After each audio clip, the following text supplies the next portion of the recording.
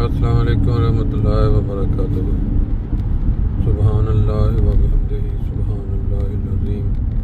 अल्लाहुम्मा सल्लि अला मुहम्मदिन व अला आलि मुहम्मदिन कमा सल्लैता अला इब्राहीम व अला आलि इब्राहीम इन्नका हमीदुम मजीद।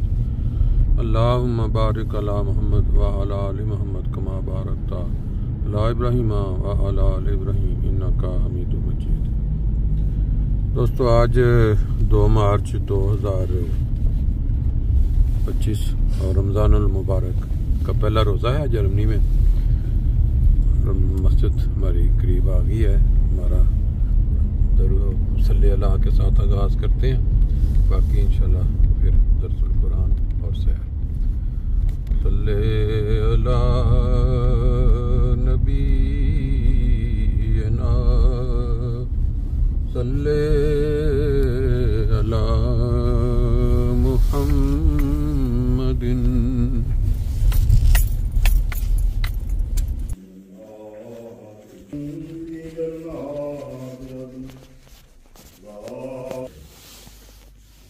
जिससे जन्नत में दाखिल होने तक वो प्यास महसूस नहीं करे। फरमाया कि ऐसा महीना है जिसकी इब्तिदा में रहमत, दरमियान में मग़फ़िरत और आखिर में जहन्नम से आज़ादी मिलती है।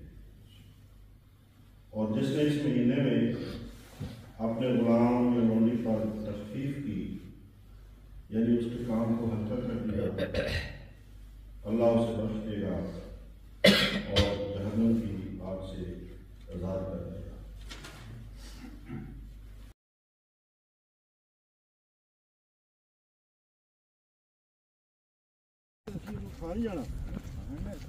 ठीक है साइन करने से उन्हें उससे दुनिया के जितने लफज कट देता 3 दिन इन्होंने उस लफज में एक में जरा नहीं बेच पाया जो ओरिजिनल उन्होंने नीचे है। ठीक है यदि अपनी पार्टी ने बदल नहीं पसंद तुम हो सकता है काम कर जाना कर गया और की करना जो होना सी हो गया तुसी रजा दे उससे पहला देना जी माशाल्लाह।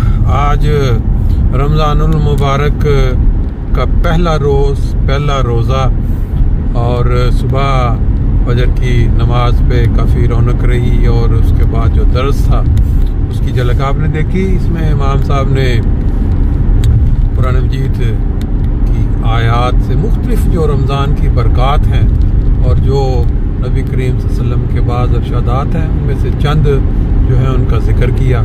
और ये तमाम जो नमाजी आए हुए थे उनको ये एहसास दिलाया कि रमज़ान की जो बरक़ात हैं या इसमें जो 3 अलग-अलग हिस्से हैं उसमें क्या अल्लाह ताला ने इंसानों के लिए रख दिया है।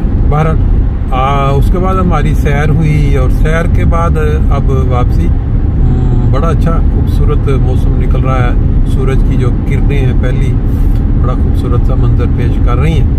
उम्मीद है कि जो लोग अपने अपने मुल्कों में इलाकों में जहाँ भी हैं जिनको अल्लाह ताला ने सेहत दी हुए, क्योंकि इंसान खुद जानता है, कोई दूसरा इंसान नहीं जान सकता कि उसकी सेहत कैसी है, वो इस काबिल है कि वो रोज़ा रखे और अगर वो इस काबिल नहीं है तो फिर वो उसका फिदिया दे। ये भी इसका दरस का हिस्सा था कि बाद लोग जानबूझ कर कह देते हैं जी हम बीमार हैं, हमें रोज़ा रखने की तौफीक नहीं है।